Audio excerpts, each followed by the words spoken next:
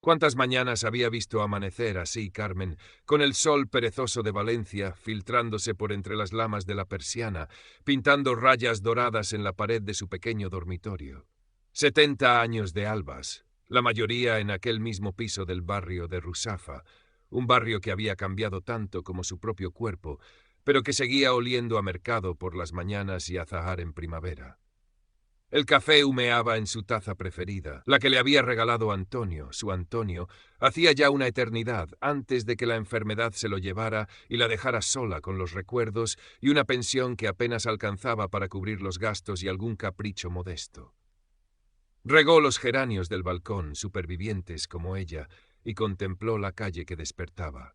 El murmullo de los primeros repartidores, el cierre metálico de la panadería de enfrente, la vida que seguía su curso ajena a la procesión que Carmen llevaba por dentro. «Buenos días, Carmeta», la saludó Dolores, su vecina del tercero, mientras ambas coincidían en el rellano, camino de la compra.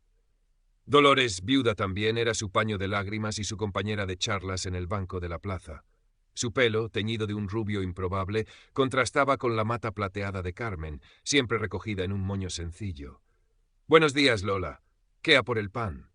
«Y a por un poco de cháchara, que falta hace», rió Dolores. «Anoche me llamó mi nieto el mayor, el que está en Alemania. Dice que no sabe si vendrán para Navidad. Figúrate, con las ganas que tengo de achuchar a los bisnietos». Carmen asintió, un nudo apretándole el pecho. Ella ni siquiera tenía esa esperanza. Javier, su único hijo, vivía en Madrid con Sofía, su mujer. Las visitas eran cada vez más espaciadas, las llamadas cortas. Entendía que tenían sus vidas, su trabajo, sus ambiciones, pero la espina de la distancia dolía. Los hijos vuelan, Lola. «Es ley de vida», suspiró Carmen, más para convencerse a sí misma que a su amiga. «Ley de vida, pero a veces se olvidan de dónde tienen el nido», replicó Dolores con su habitual franqueza. Esa misma tarde el teléfono sonó. Carmen reconoció el número de Javier al instante. Un vuelco en el estómago, mezcla de alegría y una inexplicable aprensión. «Javi, hijo, qué alegría, mamá». La voz de Javier sonaba tensa, extraña. No era el tono despreocupado de otras veces. «¿Cómo estás?» «Bien, hijo, aquí ando. ¿Y vosotros, Sofía? ¿Todo bien por Madrid?» Hubo una pausa, demasiado larga. «Mamá, necesito verte. ¿Podríamos ir Sofía y yo este fin de semana? Es importante». La alegría inicial de Carmen se tiñó de una sombra de inquietud. «Claro, hijo, claro que sí. Vuestra casa es. Pero ¿ha pasado algo? Te lo contamos cuando lleguemos, mamá. No te preocupes antes de tiempo». Pero Carmen ya estaba preocupada. Muy preocupada. Aquella llamada era el presagio de una tormenta que intuía cercana y devastadora. Colgó el teléfono con manos temblorosas. El pequeño piso, su refugio, de repente le pareció más frágil, más expuesto. El sábado llegó cargado de una luz otoñal que no lograba disipar la ansiedad de Carmen. Había limpiado el piso a conciencia, parado sus mejores sábanas y hasta comprado unos pasteles en la horchatería Daniel, los favoritos de Javier. Cuando llamaron al timbre, su corazón dio un brinco. Javier entró con una sonrisa forzada, Sofía detrás, más seria de lo habitual, con unos ojos que parecían evaluar cada rincón del modesto salón. Los abrazos fueron rápidos, casi protocolarios. «¡Qué guapa estás, mamá!», mintió Javier, porque Carmen sabía que las noches en vela y la preocupación le habían añadido años a su rostro. Intentó mantener una conversación ligera durante la comida, pero el ambiente era denso. Javier apenas probó bocado, reviendo la el plato. Sofía contestaba con monosílabos. Finalmente, tras el café, Javier carraspeó. «Mamá, tenemos que hablar». Carmen se aferró a los brazos del viejo sillón de orejas, el que Antonio había tapizado con sus propias manos. «Dime, hijo». Javier comenzó con rodeos, hablando de la crisis, de la dificultad de emprender en Madrid, de un negocio de importación que parecía prometedor, pero que había resultado ser un pozo sin fondo. Sofía asentía en silencio, la mirada fija en algún punto de la pared. «El caso es, mamá», continuó Javier, la voz quebrándosele un poco, «que estamos ahogados, las deudas nos comen, hemos perdido mucho dinero». Carmen sintió un escalofrío. «¿Cuánto, hijo?» Javier tragó saliva. «Mucho, mamá, muchísimo. Necesitamos ayuda urgente». Miró a Sofía, quien le dedicó un leve asentimiento. «Hemos pensado, bueno, tú tienes el piso, mamá. Está pagado. Podrías hipotecarlo. O incluso venderlo y venirte a vivir con nosotros a un sitio más pequeño. Te cuidaríamos, claro». Las palabras cayeron como losas sobre Carmen, el piso, su piso, el único patrimonio que ella y Antonio habían conseguido amasar con el sudor de toda una vida, el lugar donde había criado a Javier, donde cada objeto guardaba un recuerdo. Pero Javi, ¿hipotecar el piso? ¿A mi edad? Balbuceó. La idea de venderlo, de abandonar su hogar, su barrio, su independencia, era inconcebible. ¿Vivir con ellos? Intuía que sería una invitada incómoda en la vida ajetreada de su hijo y su nuera. Sofía intervino por primera vez, su voz suave pero firme. Carmen, entendemos que es un sacrificio enorme, pero es por la familia. Javier está desesperado. Si no conseguimos este dinero, podríamos perderlo todo, incluso nuestro apartamento en Madrid. La palabra familia resonó en la cabeza de Carmen. Siempre había sido su brújula, su razón de ser. ¿Pero a qué precio? Déjame pensarlo, hijo. Dijo finalmente, la voz apenas un susurro. Es mucho que similar. Javier intentó abrazarla, pero Carmen se mantuvo rígida. Claro, mamá. Piénsalo, pero no tenemos mucho tiempo. Se fueron dejando tras de sí un silencio espeso, cargado de angustia. Carmen se quedó sola en su salón, mirando las paredes que parecían encogerse a su alrededor. Su refugio se había convertido de repente en el epicentro de una batalla que no había elegido librar. Los días siguientes fueron una tortura. Carmen apenas dormía, dando vueltas en la cama, reviviendo la conversación con Javier y Sofía. Las imágenes de su vida en el piso desfilaban ante sus ojos. Antonio riendo en el balcón, Javier niño jugando con sus coches en el pasillo, las cenas de Nochebuena con la familia reunida. ¿Cómo podía renunciar a todo aquello? Se lo contó a Dolores una mañana en el mercado, entre puestos de fruta y verdura. Pero bueno, «¡Qué desfachatez la de tu hijo!», exclamó Dolores, indignada, haciendo que la pescadera se girara curiosa. «Carmen, ni se te ocurra. Ese piso es tuyo, te lo ganaste con el sudor de tu frente y el de Antonio, que en paz descanse. Y ahora quiere que te quedes en la calle por sus malos negocios». «No es tan así, Lola. Dice que me cuidarán». «¡Ja! Cuidarte. Te tendrán en un rincón mientras ellos hacen su vida. Los hijos son los hijos, Carmeta, pero una tiene que mirar primero por una misma. Ya has hecho bastante por él. Le diste estudios, lo apoyaste siempre. Ahora te toca a ti vivir tranquila con lo tuyo». Las palabras de Dolores, aunque duras, resonaban con una verdad que Carmen intentaba ignorar, pero la culpa, ese veneno sutil, la corroía. Javier era su hijo, su único hijo. ¿Podía negarle ayuda cuando estaba desesperado? Las llamadas de Javier se volvieron más frecuentes, su voz cada vez más apremiante. «Mamá, ¿lo has pensado? El banco nos está ahogando». Sofía también llamaba, con un tono más lastimero, hablando del futuro de su familia, de lo mal que lo estaba pasando Javier. A veces, Carmen creía escuchar un deje de reproche en su voz, como si ella fuera la culpable de su situación. El estrés comenzó a hacer mella en su salud. Perdió el apetito, el insomnio se cronificó. Los paseos matutinos se volvieron un suplicio, cada paso una carga. Se sentía atrapada, sin salida. Una tarde, mientras ordenaba unos papeles viejos, encontró una foto de Antonio sonriéndole desde el marco. «¿Qué harías tú, Antonio?», susurró al retrato. Pero solo el silencio le respondió. Un domingo por la mañana, sintiéndose especialmente sola y agobiada, Carmen decidió dar un paseo más largo de lo habitual, alejándose de sus calles conocidas. Caminó sin rumbo fijo hasta llegar a las afueras, cerca del viejo cauce del Turia, ahora un frondoso jardín. En un rincón apartado, junto a unos contenedores, escuchó un gemido lastimero. Se acercó con cautela y vio un pequeño bulto de pelo enmarañado. Era un perro mestizo, no muy grande, con unos ojos tristes que la miraron con una mezcla de miedo y esperanza. Estaba delgado, sucio, y una de sus patas traseras parecía herida. Carmen sintió una punzada en el corazón. Siempre le habían gustado los animales, pero desde que enviudó la idea de tener uno le parecía demasiada responsabilidad. Pero aquel perrito... «Hola, chiquitín», le dijo con suavidad. El perro gimió de nuevo, pero no se movió. Carmen miró a su alrededor. No había nadie. Con una decisión que la sorprendió a sí misma, se agachó con cuidado, a pesar del dolor en sus rodillas, y extendió una mano. El perro dudó un instante, luego lamió tímidamente sus dedos. «Venga, no te voy a hacer daño». Con infinita paciencia, logró que el perro se acercara lo suficiente como para poder cogerlo en brazos. Era más ligero de lo que parecía. Lo acunó contra su pecho y emprendió el camino de vuelta a casa. Lo llamó Bruno. Llevar a Bruno a casa fue como abrir una ventana en una habitación cerrada durante mucho tiempo.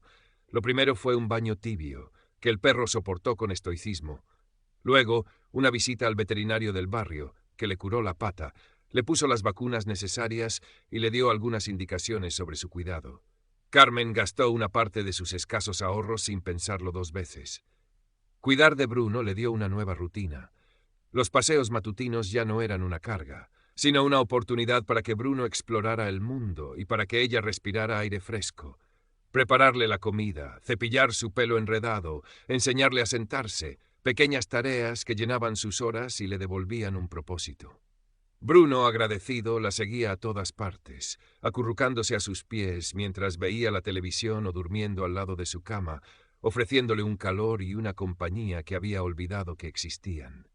Su afecto era incondicional, sin exigencias, sin reproches. En el parque, durante los paseos con Bruno, Carmen comenzó a hablar con otros dueños de perros, gente de todas las edades, unidos por el amor a sus mascotas. Descubrió una pequeña comunidad informal donde podía charlar, reír e intercambiar consejos. Se sintió menos sola, más conectada. Una tarde, mientras acariciaba a Bruno, que dormitaba plácidamente sobre sus rodillas, Carmen tuvo una revelación. Si era capaz de cuidar y proteger a este pequeño ser desvalido, si podía anteponer sus necesidades a las suyas propias, sin dudarlo, ¿por qué no podía hacer lo mismo por sí misma? ¿Por qué tenía que sacrificar su seguridad, su paz, su hogar, por las malas decisiones de su hijo? El amor por Javier seguía intacto, pero una nueva determinación comenzaba a arraigar en su corazón. La responsabilidad hacia Bruno le había enseñado, paradójicamente, a valorarse más a sí misma. Motivada por esta nueva fortaleza, Carmen decidió informarse. Pidió cita en su banco. El director de la sucursal, un hombre joven con traje impecable, le explicó con amabilidad, pero con crudeza, las implicaciones de una hipoteca a su edad sobre su única propiedad. Las cuotas serían altas, y si no podía pagarlas, perdería el piso. No había garantías de que el dinero solucionara los problemas de Javier de forma definitiva. Podría ser solo el principio de una espiral de deudas aún mayor para ella. Carmen salió del banco con la cabeza alta, pero con el corazón encogido. La realidad era aún más cruda de lo que imaginaba. Luego, siguiendo el consejo de Dolores, acudió a un servicio de asesoramiento gratuito para personas mayores que había en el centro cívico del barrio. Una trabajadora social muy amable la escuchó con paciencia y le confirmó sus temores. Le habló de sus derechos, de la importancia de proteger su patrimonio por poco que fuera. Carmen, le dijo la trabajadora social, usted ha trabajado toda su vida. Tiene derecho a una vejez tranquila y segura. Ayudar a los hijos está bien, pero no a costa de su propia ruina. Cada palabra era un bálsamo y una reafirmación. La determinación de Carmen se solidificó. Sabía lo que tenía que hacer, aunque el miedo al enfrentamiento con Javier, a su posible rechazo, le atenazaba las entrañas. Pero ahora no estaba sola. Tenía a Bruno, su leal compañero, y una nueva conciencia de su propio valor. El siguiente sábado, Javier y Sofía volvieron a llamar al timbre. Carmen les abrió la puerta con una calma que no sentía por dentro. Bruno, a sus pies, movió la cola con curiosidad, pero no ladró. «Mamá», dijo Javier, intentando sonreír, «¿ya lo has decidido?» Carmen los invitó a pasar al salón. Se sentó en su sillón de siempre, Bruno acomodándose a su lado, su cabeza apoyada en sus zapatillas. Javier y Sofía se sentaron en el sofá, expectantes. La tensión podía cortarse con un cuchillo. «Sí, hijo, lo he pensado mucho», comenzó Carmen, su voz sorprendentemente firme. Miró a Javier a los ojos. «Entiendo que estáis pasando por un momento muy difícil, y me duele en el alma veros así. Sabes que te quiero más que a nada en este mundo». Javier asintió, una chispa de esperanza brillando en sus ojos. Sofía se inclinó ligeramente hacia adelante. «Pero», continuó Carmen, y esa palabra flotó en el aire cargada de significado, «no puedo hacer lo que me pedís. No puedo hipotecar el piso. No puedo venderlo». La sonrisa de Javier se desvaneció. «¿Qué? Mamá, pero ¿por qué?» «Te necesitamos. Porque este piso, Javi, es todo lo que tengo. Es mi seguridad, mi independencia. Son los recuerdos de tu padre, de nuestra vida juntos. Si lo pierdo, me quedo sin nada. Y a mi edad, no puedo arriesgarme a eso». Sofía intervino, su voz afilada. «Pero, Carmen, ¿no te importa nuestra situación? ¿El futuro de tu hijo?» «Claro que me importa, Sofía», replicó Carmen, manteniendo la calma. «Me importa muchísimo. Por eso he pensado en otra cosa. Tengo unos ahorros, no son muchos, pero es lo que puedo daros sin ponerme yo en peligro. Es vuestro, si lo queréis. Mencionó una cantidad, una fracción ínfima de lo que ellos esperaban. Javier se levantó de golpe, el rostro congestionado por la ira. Unos ahorros. Mamá, no entiendes nada. Necesitamos mucho más. ¿Cómo puedes ser tan egoísta? La palabra egoísta golpeó a Carmen, pero no la derrumbó. Bruno gruñó suavemente, como si sintiera la tensión de su dueña. No es egoísmo, Javier, dijo ella, la voz temblándole un poco, pero sin flaquear. Es supervivencia. He pasado toda mi vida sacrificándome por los demás, especialmente por ti, y lo he hecho con gusto. Pero ahora tengo que pensar en mí. Tengo derecho a vivir mis últimos años en paz, en mi casa. No me lo puedo creer. Javier caminaba de un lado a otro del pequeño salón. Después de todo lo que hemos hecho por ti. Carmen no respondió a esa acusación velada. Sabía que no. Sofía, con una frialdad glacial, se levantó y tomó a Javier del brazo. Vámonos, Javier. Está claro que aquí no hay nada que hacer. Tu madre ha tomado su decisión. Javier la miró, luego miró a Carmen, sus ojos llenos de reproche y decepción. Sin decir una palabra más, se dio la vuelta y salió del piso. Sofía lo siguió, lanzándole a Carmen una última mirada cargada de resentimiento. La puerta se cerró con un golpe seco, dejando a Carmen sola con Bruno en el silencio del salón. Las lágrimas, contenidas durante tanto tiempo, comenzaron a rodar por sus mejillas. Bruno gimoteó y le lamió la mano, como si entendiera su dolor. Carmen lo abrazó con fuerza. Había sido la conversación más difícil de su vida. Había roto algo con su hijo, quizás para siempre. Pero, en medio de la tristeza, una extraña sensación de alivio y de paz interior comenzaba a florecer. Había defendido su hogar, su dignidad. Había dicho no. Los meses siguientes no fueron fáciles. Javier no llamó. Carmen intentó contactarlo un par de veces, pero sus mensajes no obtuvieron respuesta. La brecha entre ellos parecía insalvable. Dolores intentaba consolarla. Dale tiempo, Carmeta. Ya recapacitará. Y si no lo hace, peor para él. Tú has hecho lo correcto. Poco a poco, Carmen fue reconstruyendo su vida.